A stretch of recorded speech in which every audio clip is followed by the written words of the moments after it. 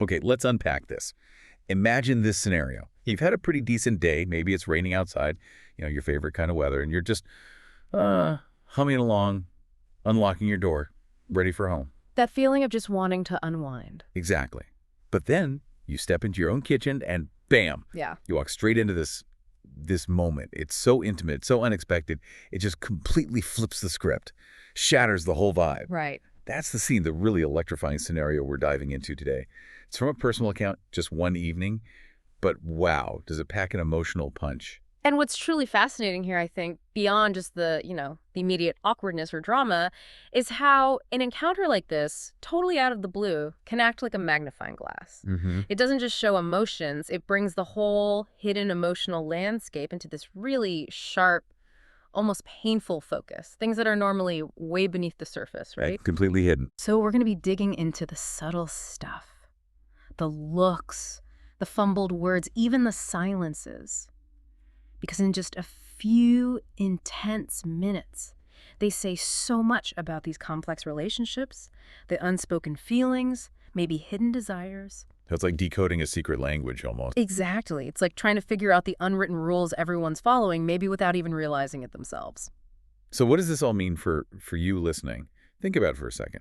Yeah. How often do we kind of operate on assumptions about people close to us, about what's really going on in a room? All the time, we build these narratives. Right. And then one look or a sentence that just stops halfway through or walking in at the wrong second, and everything gets turned upside down.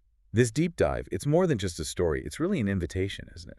To think about what we might be missing in our own lives, what truths are just waiting there, in those moments where reality kind of crashes into what we thought was real. Definitely. Those collision points are revealing. Okay, so our journey into this evening starts on a cold February night.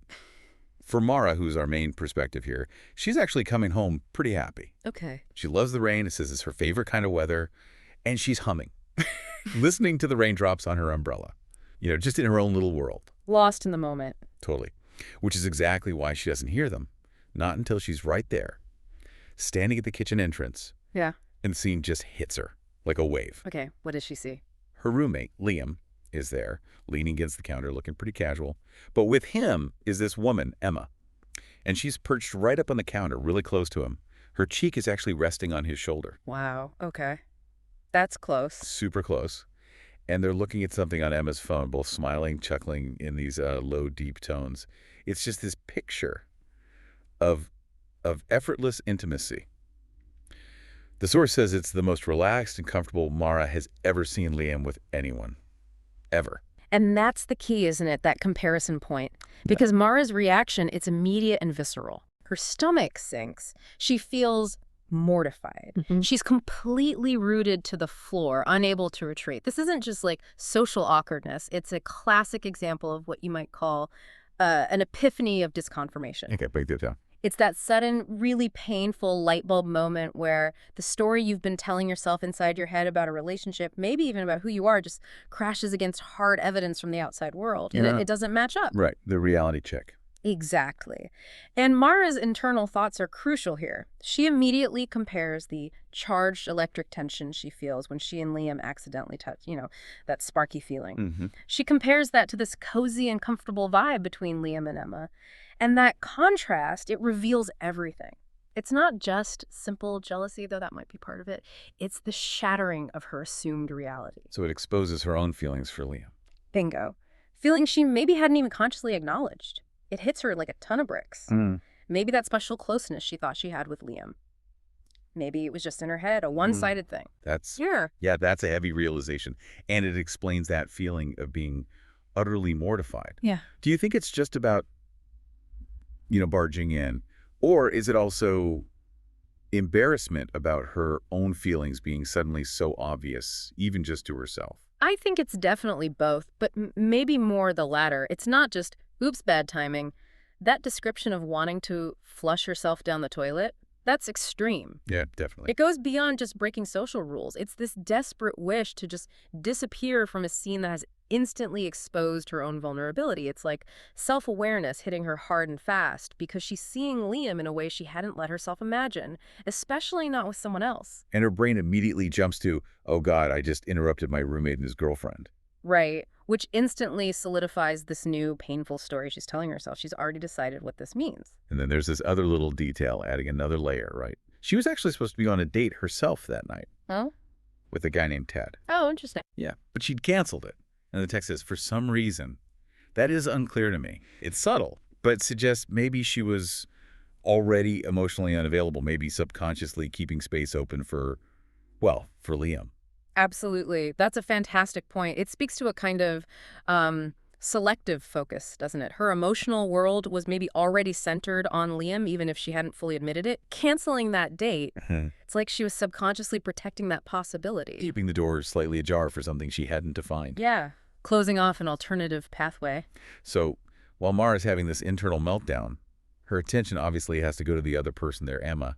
And Emma's presence, it isn't just like being there. It feels very deliberate. How so? Well, she's described as beautiful, long, dark hair, and she's still perched on the counter, super confident, skirt riding up to show long, toned legs. Unlike Mara, who's falling apart inside, Emma seems totally unfazed. Goes. Completely. In fact, it says she watches the exchange between Mara and Liam with captivated interest. Like she's watching a fascinating little drama unfold. Okay, that is intriguing. Emma's coolness suggests she's got a really high degree of situational awareness, maybe even playing a role here. You think? Well, consider what she says. I was just about to leave, but the source immediately tells us it's a lie. She was definitely not about to leave. Right. I caught that too. So it's not just a white lie to smooth things over. It's a move. It's a way to handle the awkwardness while staying in control, staying observant. And then she introduces herself. I'm Emma. You must be the famous Mara. Yeah, that famous Mara line. What do you make of that? It's loaded, isn't it? It's not just nice to meet you. It implies she knows of Mara. Maybe Liam's talked about her a lot. Enough to call her famous. Could be teasing, could be something else. Exactly. It suggests Emma isn't just some random woman Liam met. She's potentially someone who already knows something about Liam's life, his feelings, maybe even knows he has feelings for someone else. That single phrase is packed with information. It really shifts things, and it totally sets up how she leaves, which is just as interesting. She turns to Liam, lowers her voice, but Mara can still hear, and says, cheer up, buddy. I don't think you're as doomed to a lifetime of pining as you think. I'll call you tomorrow. Wow. Okay, doomed to a lifetime of pining. Right. And then she stands on her toes, kisses him on the cheek, and puts a hand on his abs for balance. It's very physical, very confident, leaves this strong impression of closeness. That phrase, doomed to a lifetime of pining, that's the bombshell, really. It completely reframes everything Mara just saw. How do you mean? Pining implies unrequited love, right? Deep longing for someone you can't have or think you can't have. And Emma's saying this to Liam, suggesting he's the one pining, and crucially, pining for someone who is not Emma. So Liam's in love with someone else. Strongly implied, yes, and Emma knows it. Remember, she also apparently muttered something about her visit being informative, too, as she left. Oh, yeah, I forgot that bit. It fits. She's not just a friend, she's like this observer, maybe even a confidant. She just watched Mara and Liam interact, and now she's telling Liam essentially, hey, based on what I just saw, maybe your crush isn't as hopeless as you think. So the intimate scene Mara walked in on, wasn't Liam and Emma being romantic? Probably not. It looks more like Emma is actually Liam's ally, or at least someone who really understands his situation. She gets that his feelings are likely directed elsewhere, and maybe, just maybe, she suspects they're directed at Mara. Whoa! That turns the whole initial assumption on its head. Emma's comment is like a message meant for Liam, but indirectly validating Mara's hidden importance. Precisely. It's incredibly complex communication, an outsider basically signaling the real emotional dynamics. Okay, so Emma leaves. Yeah. The tension is still super thick. And Mara, bless her, immediately starts apologizing again. Liam, I'm so sorry, I didn't mean to. Back into apology mode. But Liam does something interesting.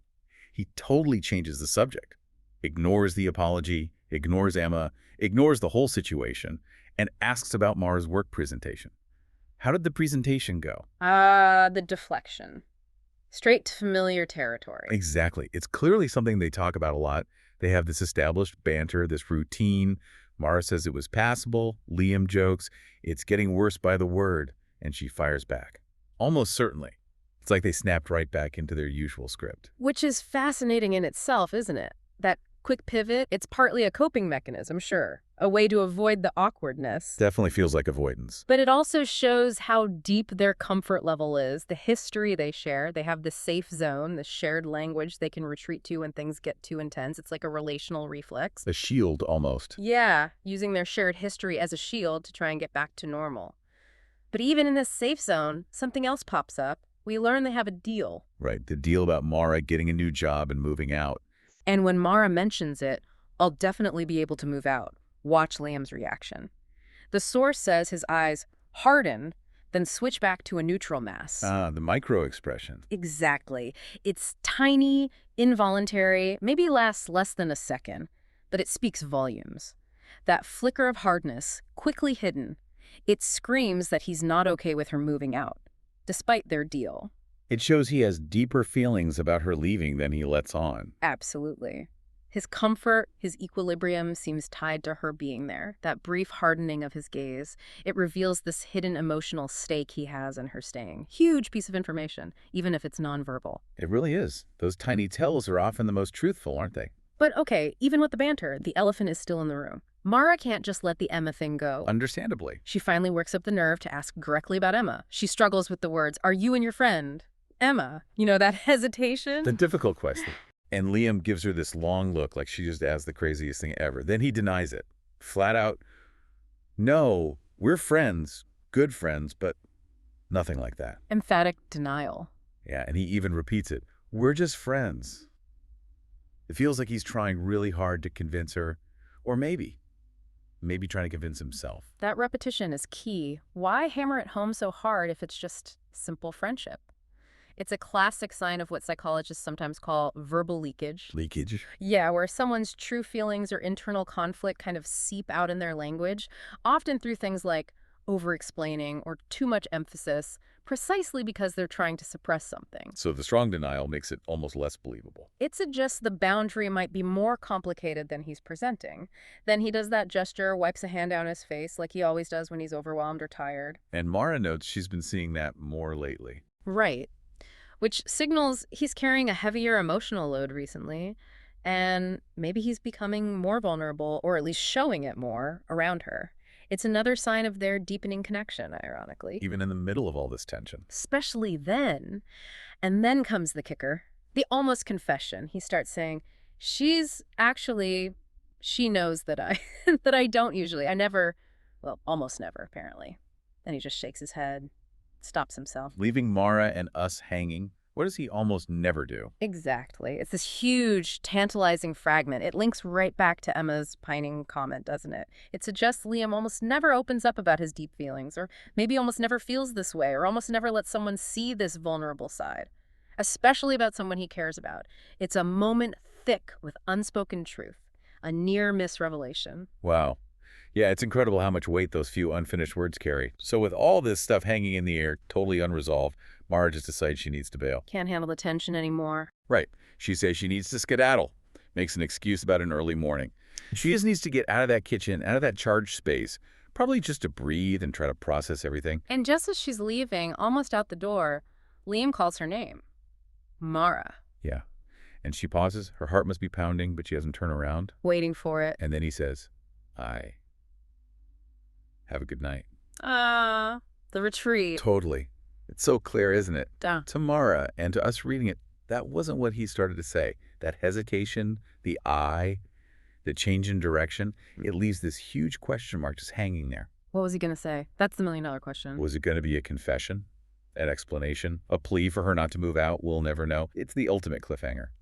It leaves Mara and anyone hearing this story just replaying those few seconds over and over. What was the truth? He almost spoke. And that ambiguity is so powerful in relationships, isn't it? Sometimes the things left unsaid echo louder than anything actually spoken. It creates this lingering tension. That really is the heart of it, I think. The sheer impact of the unspoken. This whole encounter, it started with Mara walking into what seemed like a simple, albeit awkward situation, interrupting a date. A misunderstanding. Right. But it ended with these incredibly deep, unsettling, but also kind of illuminating insights. Insights into her own feelings she hadn't faced, and into Liam's complicated emotional world, his connection with Emma, his feelings about Mara leaving. It's amazing how much can be revealed in just minutes, even when so much is left unsaid. Yeah, if we try to connect this to the bigger picture, what this deep dive really drives home is that relationships are almost never just what they look like on the surface. So true. They're these intricate webs woven from history and unspoken rules and internal stories we tell ourselves, and yeah, often hidden feelings. This whole evening, just kicked off by one accidental interruption, it ends up shining a light on this complex tangle of emotions, desires, dynamics. Much richer and messier than anyone involved probably realized at the start. It's really a testament to the power of subtext, isn't it? Not just what people don't say, but what they imply. With every little gesture, every pause, every word choice, even the fumbled ones, you gotta read between the lines. Reading between the lines. Okay, so here's where it gets really interesting, maybe a bit challenging for all of us listening. Think about your own life for a minute. How often might someone be trying to tell you something important without actually saying the words? Could be anyone, a friend, partner, family member, colleague. Exactly. What does it actually take for us to get better at, like, tuning into that frequency, hearing the subtext, moving past our own assumptions, It requires real attention, active listening. and then flipping it around? Think about the courage it takes. Not just to say those big, scary, vulnerable truths ourselves, but maybe even just to listen properly, to hold space for the silence where those truths might live. That's a powerful thought. Yeah. This deep dive into one single awkward moment, it's a reminder, I think, that sometimes the most profound stuff, the real core truths, aren't in the big speeches. They're found in that vulnerable, potent space of the unsaid.